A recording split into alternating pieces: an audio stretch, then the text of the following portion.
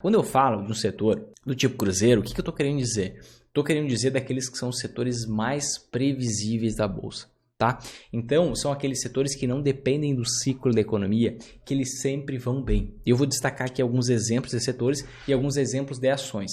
Ressalto que isso aqui não é recomendação de investimento, tá? Não estou dizendo para você que essas são boas ações, não estou dizendo para você que eu estou investindo nessas ações. Uma ou outra eu posso destacar, mas não é uma afirmação, são apenas exemplos de setores e exemplos de empresas que fazem parte daquele setor, tá? Mas os setores mais previsíveis, mais resilientes da bolsa, os setores onde estão inseridas as empresas que o resultado, o lucro flutua muito menos com base no que está acontecendo na economia, se está crescendo, se está em crise, basicamente o primeiro deles e o mais eloquente é o setor de energia elétrica, tá? Por quê? Acontece um momento de crescimento da economia, o que acontece? Você precisa de energia.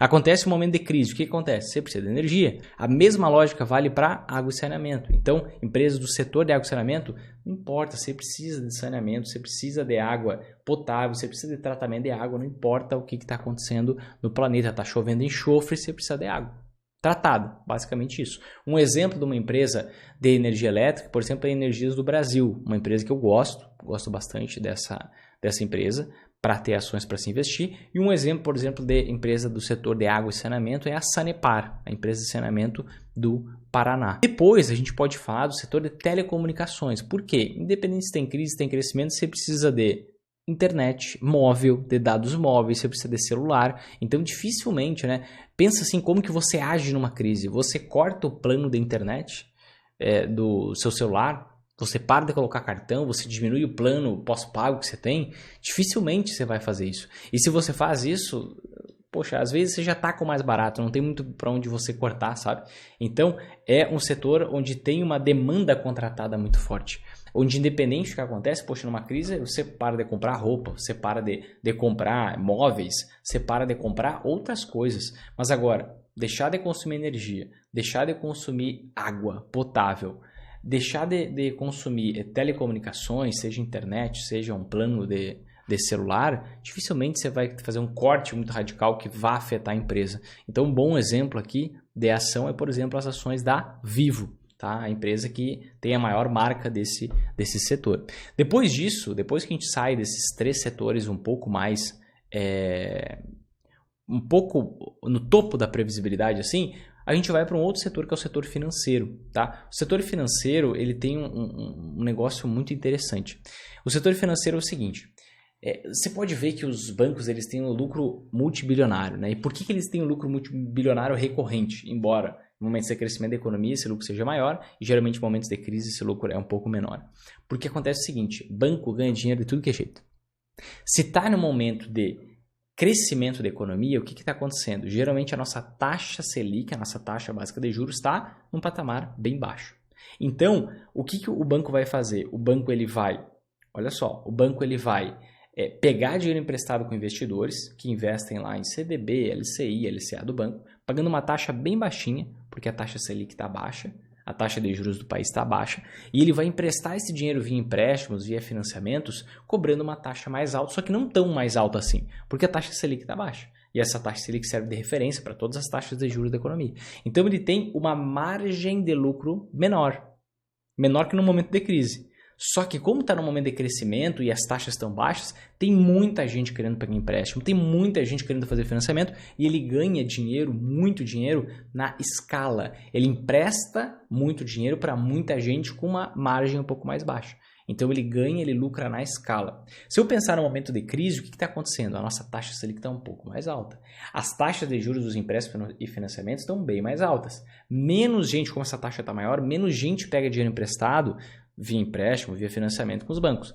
Mas quem pega, poxa, o banco tem uma grande margem de lucro, uma alta margem de lucro com essas pessoas que pegam empréstimo. Então, ele não lucra com base na escala, ou seja, no tanto de dinheiro, aquela montanha de dinheiro, aquela montanha de pessoas que ele empresta. Ele lucra com base em uma margem maior, só que ele vai emprestar dinheiro para menos gente. Então, o fato é que em crescimento ou em crise, os bancos acabam lucrando dinheiro pra caramba. Acaba sendo um setor bastante resiliente. Uma boa representação desse setor de uma empresa é, por exemplo, o Itaú, tá? Que na minha visão hoje é o melhor banco do Brasil. Tratando aqui dos bancos privados, tá? Outro setor que faz parte dessa categorização dos setores do tipo cruzeiro vai ser o setor de alimentos, né? Seguindo a mesma lógica básica racional. Quando a gente está no momento de crise, você diminui a compra de alguns itens, de alguns produtos, você diminui. Agora, você precisa comer. Então, assim, você corta móveis que você vai comprar, você corta vestuário, você corta roupa, você corta várias coisas. Certo? Várias coisas. Agora, alimento não é uma coisa que você corta tanto, até porque você não tem como cortar tanto. Você precisa comer, se alimentar. Então, o setor de alimentos ele também é bastante resiliente por conta dessa necessidade humana desse alimentar.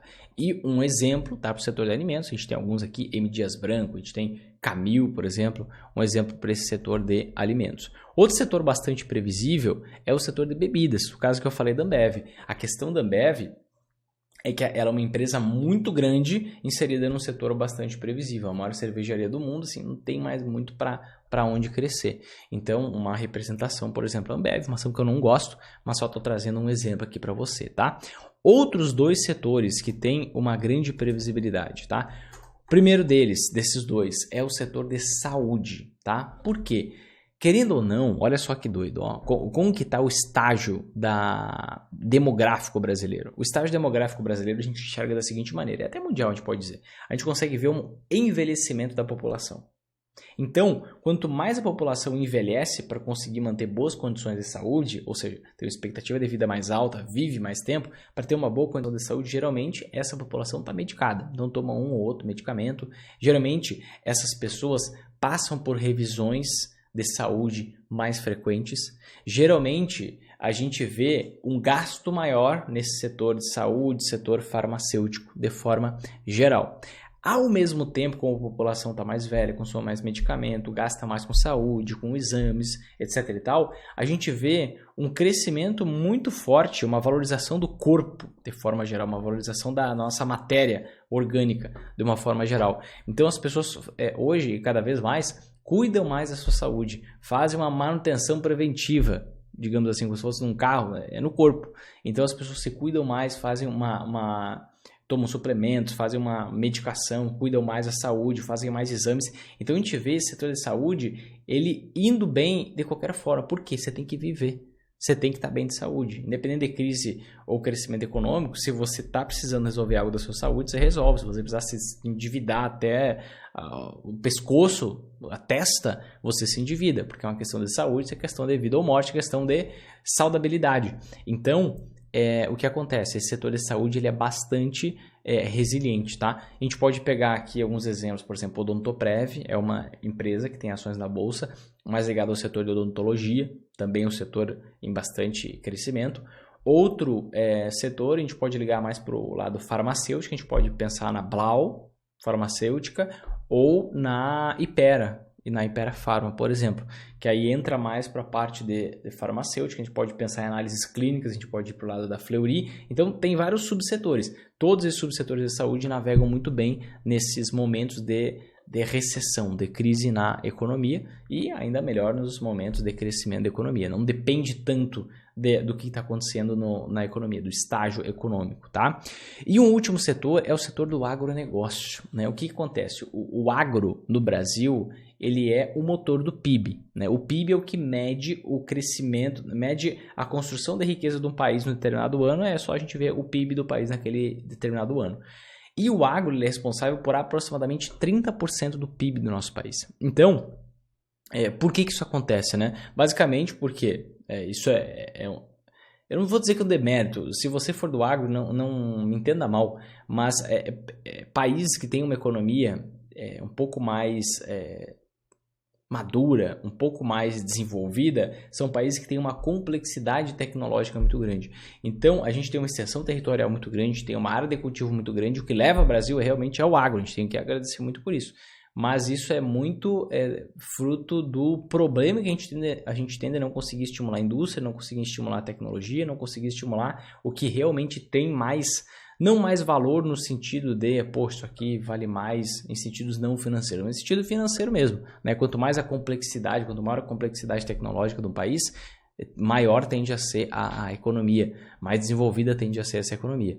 E o agronegócio, principalmente focando aqui em grãos, tá? Na agropecuária, a gente pode pensar que funciona da seguinte forma, imagina. Soja, por exemplo, é algo que leva muito o Brasil. A soja é cotada em dólar no mercado internacional. Talvez você saiba, talvez não. Tudo é cotado em dólar no mercado internacional, tá? A matéria-prima de tudo. Então, a soja é cotada em dólar. Se a gente está num momento de crise no país, o dólar está num patamar mais elevado. Ou seja, se a gente está num momento de crise, pode ter uma demanda menor por grãos, pode ter uma demanda menor por alimentos, mas essas empresas conseguem vender esses grãos, conseguem vender esses alimentos por um preço maior porque o dólar está maior. Então, acaba lucrando mais. Se a gente está num momento de crescimento da economia, o dólar ele tende a estar mais baixo. Em geral, ele está mais baixo, certo? Só que, se a gente está num momento de crescimento da economia, as pessoas naturalmente consomem mais, confraternizam mais. Então, vai acabar que o lucro dessas empresas vai vir por meio da alta procura, da alta demanda pelos grãos e não pelo preço. Sendo que no momento de crise, o preço acaba subindo, porque o dólar geralmente está num patamar mais elevado, e a gente não vende tanto, mas vende por um preço mais alto. Então, é um caso muito semelhante aos bancos, né? O setor financeiro. Acaba que ou você lucra com a margem de lucro, ou você lucra com a escala de vendas. Basicamente é assim que funciona o processo do agronegócio. Então, eu conseguiria categorizar, esses são os principais setores de ações do tipo cruzeiro. Energia, saneamento, telecomunicações, financeiro, falando mais sobre o bancário aqui, a gente teria também a ação da bolsa, a gente teria banco de investimento, mas pegando a parte do setor bancário, tá? Alimentos, bebidas, saúde e agronegócio, são os setores mais resilientes da bolsa, mais previsíveis, tá?